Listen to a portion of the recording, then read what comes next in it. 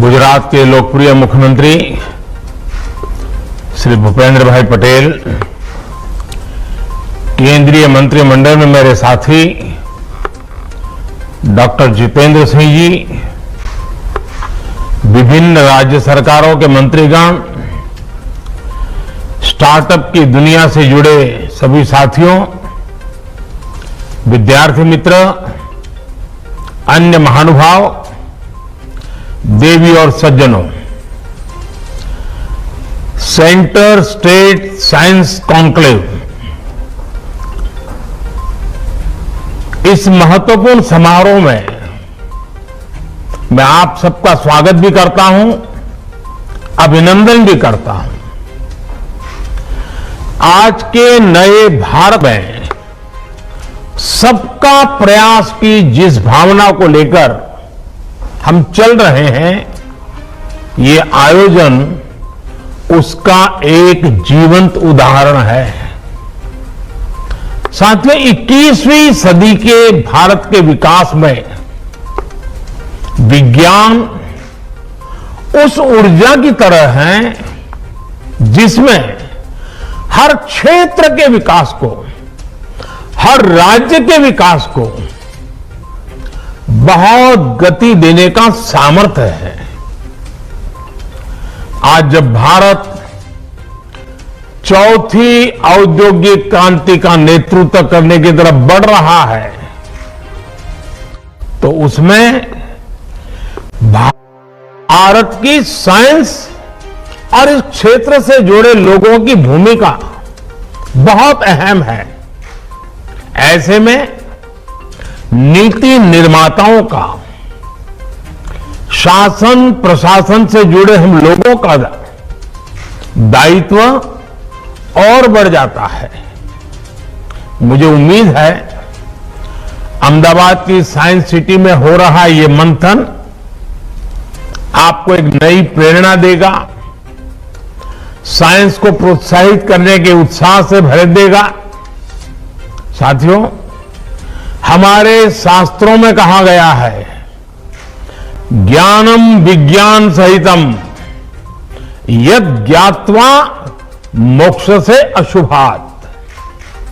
अर्थात ज्ञान जब विज्ञान के साथ जुड़ता है, जब ज्ञान और विज्ञान से हमारा परिचय होता है, तो संसार की सभी समस्याओं और संकटों से मुक्ति का रास्ता अपने आप खुल जाता है। समाधान का, सॉल्यूशन का, इवोल्यूशन का और इनोवेशन का आधार विज्ञान ही है। इसी प्रेरणा से आज का नया भारत जय जवान, जय किसान, जय विज्ञान के साथ ही जय अनुसंधान का आह्वान करते हुए आगे बढ़ रहा है। साथियों, बीते समय का एक अहम पक्ष है जिसकी ओर मैं आपका ध्यान दिलाना चाहता हूं। इतिहास की वो सीख केंद्र और राज्य दोनों के लिए भविष्य का मार्ग बनाने में बहुत सहायक होगी। अगर हम पिछली शताब्दी के शुरुआती दशकों को याद करें, तो पाते हैं कि दुनिया में किस तरह तबाही और त्रासदी का दौर चल रहा था। लेकिन उस दौर में भी बात चाहे ईस्ट की हो या वेस्ट की, हर जगह के साइंटिस्ट अपनी महान खोज में लगे हुए थे। पश्चिम में Einstein, Fermi, max Planck, Nils bore, Tesla, ऐसे अनेक साइंटिस्ट अपने प्रयोगों से दुनिया को चौंका रहे थे। उसी दौर में सीवी रमन, जगदीश चंद्र बोस, सत्येंद्र नाथ बोस, मेघनाथ साहा, एस चंद्रशेखर वैसे अनगिनत वैज्ञानिक अपनी नई नई खोज सामने लेकर के आ रहे थे। इन सभी वैज्ञानिकों ने भविष्य को बेहतर बनाने के कई रास्ते खोज दिए, लेकिन ईस्ट और वेस्ट के बीच एक बड़ा अंतर यह रहा कि हमने अपने वैज्ञानिकों के काम को उतना सेलिब्रेट नहीं किया जितना किया जाना चाहिए था। इस वजह से साइंस को लेकर हमारे समाज के एक बड़े हिस्से में उदासीनता का भाव पैदा हो गया। एक बात हमें याद रखनी चाहिए कि जब हम कला को सेलिब्रेट करते हैं तो हम और नए कलाकारों को प्रेरणा भी देते हैं, पैदा भी करते हैं। जब हम खेल को सेलिब्रेट करते हैं तो हम और नए खिलाड़ियों को प्रेरित भी करते हैं, पैदा भी करते हैं। उसी तरह जब हम अपने वैज्ञानिकों की उपलब्धियों को सेलिब्रेट करते हैं तो साइंस हमारे समाज का स्वाभाविक हिस्सा बन जाती है, वो पार्ट ऑफ कल्चर बन जाती है। इसलिए आज सबसे पहला आग्रह मेरा यही है, आप सभी राज्यों से आए हुए लोग हैं, मैं आपसे आग्रह करता हूं कि हम अपने देश के वैज्ञानिकों की उपलब्धियों को जम करके सेलिब्रेट करें, उनका गौरवगान करें, उनका महिमा मंडन करें। कदम कदम पर हमारे देश के वैज्ञानिक हमें अपनी खोज के द्वारा इसका अवसर भी दे रहे हैं। आप सोचिए, आज भारत अगर कोरोना की वैक्सीन विकसित कर सका है, 200 करोड़ से ज्यादा वैक्सीन डोज लगा सका है, तो उसके पीछे हमारे वैज्ञानिकों की कितनी बड़ी ताकत है। ऐसे ही आज हर क्षेत्र में भारत के वैज्ञानिक कमाल कर रहे हैं। भारत के वैज्ञानिकों की हर छोटी बड़ी उपलब्धि को सेलिब्रेट करने से देश में साइंस के प्रति जो रुझान पैदा होगा वह इस अमृत काल में हमारी बहुत मदद करेगा। साथियों, मुझे खुशी है कि हमारी सरकार साइंस बेस्ड डेवलपमेंट की सोच के साथ आगे बढ़ रही है। 2014 के बाद से साइंस और टेक्नोलॉजी के क्षेत्र में इन्वेस्टमेंट में भी काफी वृद्धि की गई है। सरकार के प्रयासों से आज भारत ग्लोबल इनोवेशन इंडेक्स में 46वें स्थान पर है, 46। जबकि 2015 में भारत 81 नंबर पर था, 81। इतने कम समय में हम 81 से 46 तक आए हैं, लेकिन यहां रुकना नहीं है, अभी और ऊपर जाना है। आज भारत में रिकॉर्ड संख्या में पेटेंट हो रहे हैं, नए नए इनोवेशन हो रहे हैं। आप भी देख रहे हैं कि आज इस कॉन्क्लेव में इतने सारे स्टार्टअप साइंस के सेक्टर से हमारे यहां आए हैं। देश में स्टार्टअप की लहर बता रही है कि बदलाव कितनी तेजी से आ रहा है। साथियों, आज की युवा पीढ़ी के डीएनए में ही साइंस, टेक्नोलॉजी और इनोवेशन, उसके प्रति रुझान है। वो बहुत तेजी से टेक्नोलॉजी को एडॉप्ट करता है। हमें इस युवा पीढ़ी को पूरी शक्ति से सपोर्ट करना है। आज के नए भारत में युवा पीढ़ी के लिए रिसर्च और इनोवेशन के क्षेत्र में नए सेक्टर बन रहे हैं, नए सेक्टर खुल रहे हैं।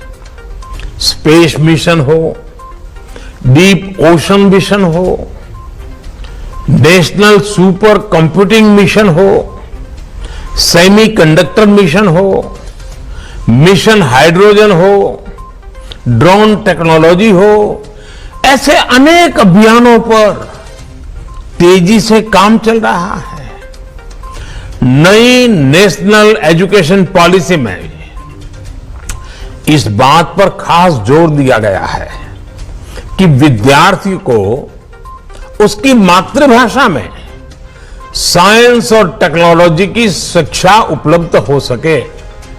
साथियों, इस अमृत काल में भारत को रिसर्च और इनोवेशन का ग्लोबल सेंटर बनाने के लिए हम सबने एक साथ मिलकर के अनेक मोर्चों पर काम करना है। अपनी साइंस और टेक्नोलॉजी से जुड़ी रिसर्च को हमें लोकल स्तर पर लेकर जाना है। आज समय की मांग है कि हर राज्य अपनी स्थानीय समस्याओं के हिसाब से स्थानीय समाधान तैयार करने के लिए इनोवेशन पर बल दे। अब जैसे कंस्ट्रक्शन का ही उदाहरण लीजिए, जो टेक्नोलॉजी हिमालय के क्षेत्रों में उपयुक्त है वो जरूरी नहीं है कि पश्चिमी घाट में भी उतनी ही प्रभावी हो।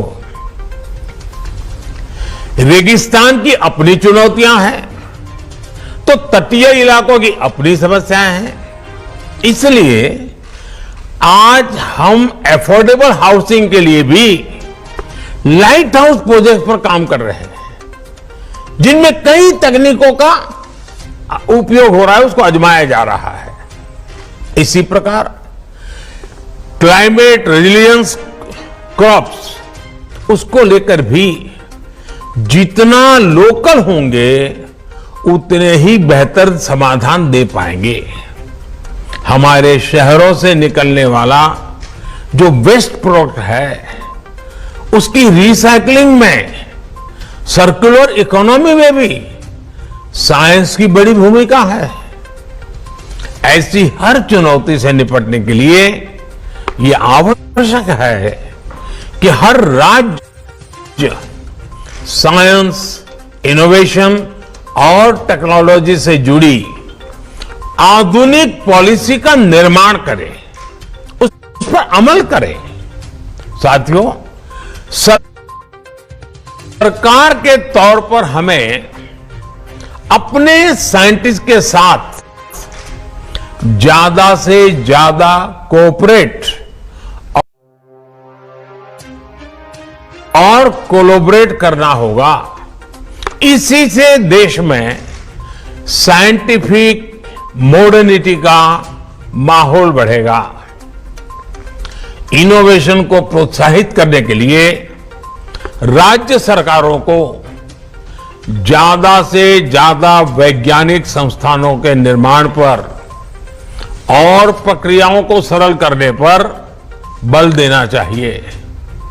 राज्यों में जो उच्च शिक्षा के संस्थान है उनमें इनोवेशन लैब्स की संख्या भी बढ़ाई जानी चाहिए। आजकल हाइपर स्पेशलाइजेशन का दौर चल रहा है। राज्यों में अंतर्राष्ट्रीय स्तर की स्पेशलिस्ट लेबोरेटरीज की स्थापना की जा रही है, उसकी आवश्यकता भी बहुत है। इसमें केंद्र के स्तर पर, राष्ट्रीय संस्थानों के एक्सपर्टाइज के स्तर पर राज्यों ही हर तरह से मदद के लिए हमारी सरकार तत्पर है। स्कूलों में साइंस की आधुनिक लैब्स के साथ साथ अटल टिंकरिंग लैब्स के निर्माण के अभियान को भी हमें तेज करना है। साथियों, राज्यों में राष्ट्रीय स्तर के अनेक वैज्ञानिक संस्थान होते हैं, नेशनल लेबोरेटरीज भी होती है। इनमें के सामर्थ्य का लाभ, इनकी एक्सपर्टाइज का पूरा लाभ भी राज्यों को उठाना चाहिए। हमें अपने साइंस से जुड़े संस्थानों को साइलोज की स्थिति से भी बाहर निकालना होगा। राज्य के सामर्थ्य और संसाधनों के बेहतर इस्तेमाल के लिए सभी वैज्ञानिक संस्थानों का ऑप्टिमम यूटिलाइजेशन उतना ही आवश्यक है। आपको अपने राज्य में ऐसे कार्यक्रमों की संख्या में भी वृद्धि करनी चाहिए जो ग्रासरूट लेवल पर साइंस और टेक्नोलॉजी को लेकर हम सबको आगे बढ़ाते हो। लेकिन इसमें भी हमें एक बात का ध्यान रखना है। अब जैसे कई राज्यों में साइंस मेले होते हैं, साइंस फेस्टिवल होता है, लेकिन यह भी सच है कि उसमें बहुत सारे स्कूल हिस्सा ही नहीं लेते हैं। हमें इसके कारणों पर काम करना चाहिए। ज्यादा से ज्यादा स्कूलों को साइंस फेस्टिवल का हिस्सा बनाना चाहिए। आप सभी मंत्री साथियों को मेरा यह भी सुझाव है कि अपने राज्य के साथ ही दूसरे राज्यों के साइंस करिकुलम पर भी बारीक नजर रखें।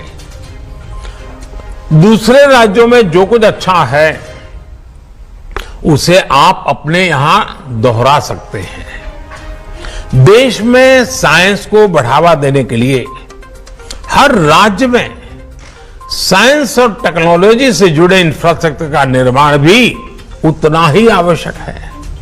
साथियों, भारत का रिसर्च और इनोवेशन इकोसिस्टम दुनिया में श्रेष्ठ हो, अमृत काल में हमें इसके लिए पूरी ईमानदारी के साथ जुटना है। इस दिशा में ये कॉन्क्लेव सार्थक और समयबद्ध समाधानों के साथ सामने आएगी। इसी शुभकामना के साथ आप सभी का बहुत बहुत अभिनंदन करता हूं और मुझे विश्वास है कि आपके इस मंथन से विज्ञान की गति प्रगति में नए आयाम जुड़ेंगे, नए संकल्प जुड़ेंगे और हम सब मिलकर के आने वाले दिनों में जो हमारे सामने अवसर है उस अवसर को गंवाने नहीं देंगे। किसी भी हालत में अवसर जाना नहीं चाहिए। बड़े मूल्यवान 25 साल हमारे पास है। ये 25 साल हैं जो विश्व में भारत की एक नई पहचान, नई ताकत, नया सामर्थ्य के साथ भारत को खड़ा कर देगा। और इसलिए साथियों, आपका ये समय सच्चे अर्थ में आपके राज्य के विज्ञान और टेक्नोलॉजी के क्षेत्र में बल देने वाला बनना चाहिए। मुझे विश्वास है आप इस मंथन से वो अमृत निकाल के जाएंगे, जो अमृत आपके अपने अपने राज्य में अनेक नए अनुसंधानों के साथ देश की प्रगति में जुड़ेगा। बहुत बहुत शुभकामनाएं, बहुत बहुत धन्यवाद।